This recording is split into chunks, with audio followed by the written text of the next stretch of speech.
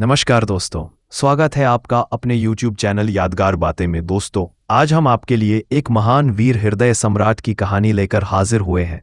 तो चाहिए दोस्तों, वीडियो को शुरू करते हैं।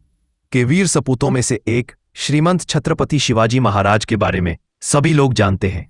बहुत से लोग इन्हें हिंदू हृदय सम्राट कहते हैं, तो कुछ लोग इन्हें मराठा गौरव कहते हैं, जबकि वे भारतीय गणराज्य के महानायक थे। छत्रपति शिवाजी महाराज का जन्म सन 19 फरवरी 1630 में मराठा परिवार में हुआ। कुछ लोग 1627 में उनका जन्म बताते हैं।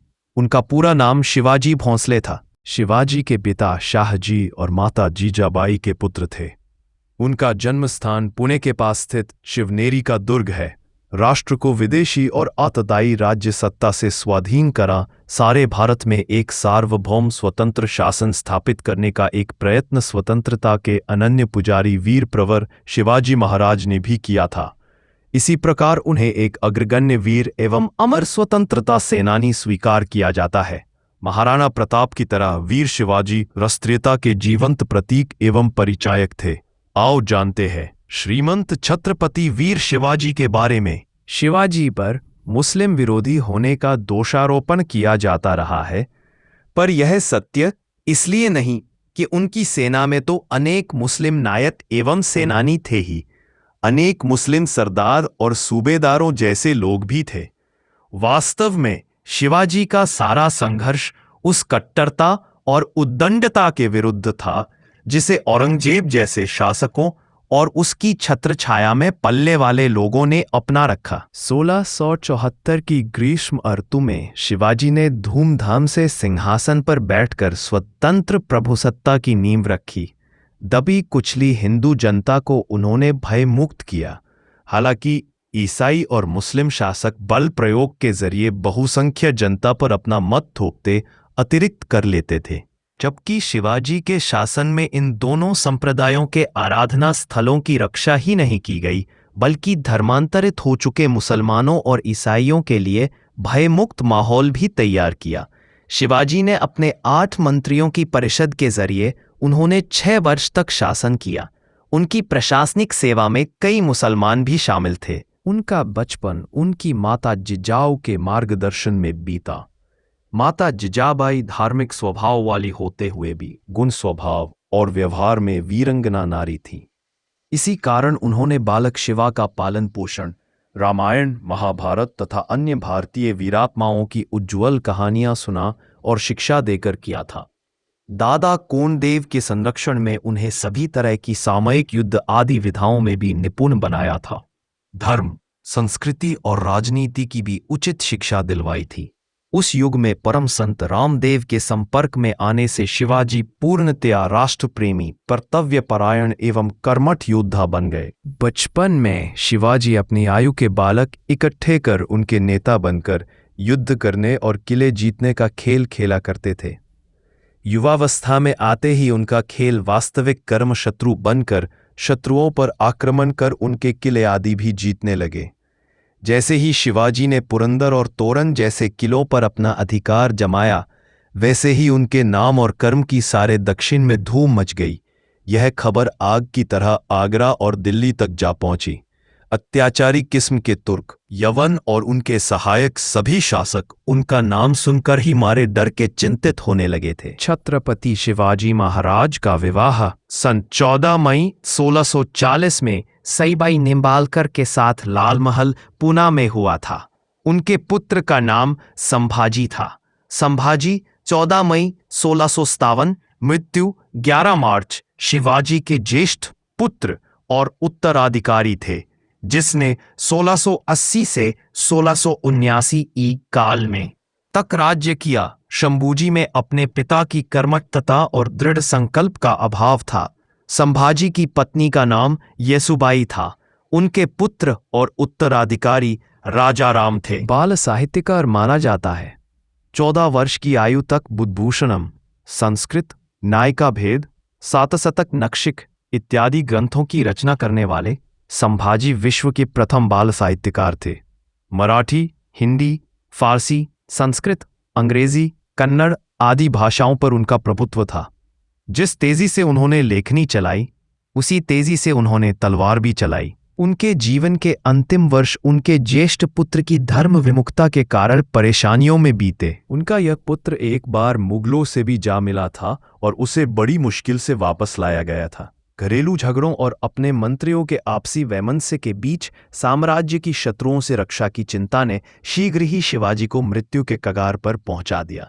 शिवाजी की 1680 में कुछ समय बीमार रहने के बाद अपनी राजधानी पहाड़ी दुर्ग राजगढ़ में 3 अप्रैल को मृत्यु हो गई। धोखे से जब शिवाजी को मारना चाहा, शिवाजी के बढ़ते प्रताप से आतंकित बीजापुर के शासक आदिल शाह जब शिवाजी को बंदी न बना सके तो उन्होंने शिवाजी के पिता शाहजी को गिरफ्तार किया। पता चलने पर शिवाजी आग बबूला हो गए। उन्होंने नीति और साहस का सहारा लेकर छापामारी कर जल्द ही अपने पिता को इस कैद से आज़ाद कराया। अब बीजापुर के शासक ने शिवाजी को जीवित अथवा मुर्दा पकड़ लाने का आदेश देकर अपने मक्कार सेनापति अफजल खां को भेजा।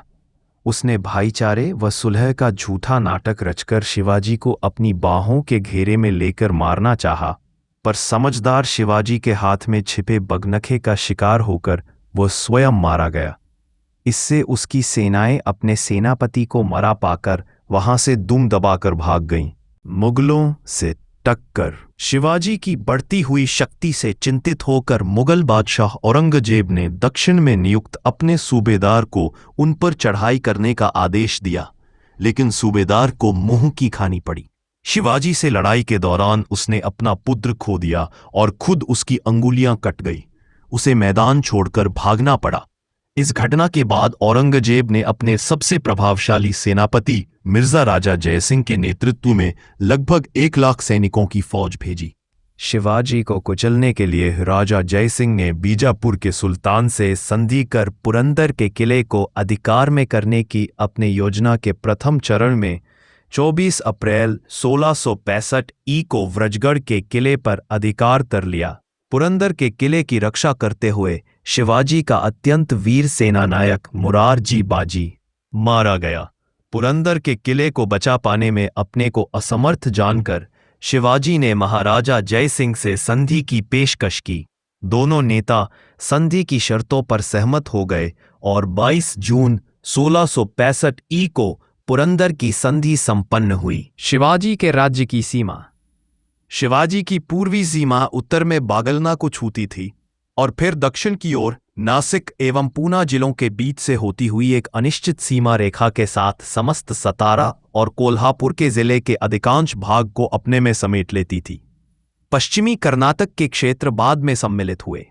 स्वराज का यह क्षेत्र 3 मुख्य भागों में विभाजित था। मेवाड़ का वीर योद्धा महाराणा प्रताप, पूना से लेकर सलहर तक का क्षेत्र, कोंकण का क्षेत्र जिसमें उत्तरी कोंकण भी सम्मिलित था, पेशवा मोरोपंत पिंगले के नियंत्रण में था।